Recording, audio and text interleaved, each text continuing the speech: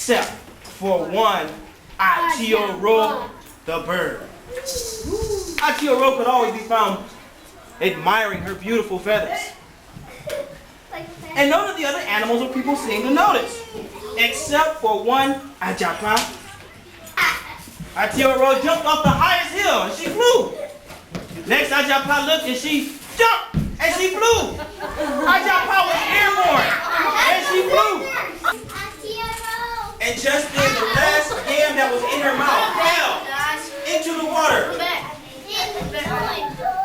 And then, thank you. And the water got closer and closer until Ajapa fell into the ocean. Looked inside the tent herself.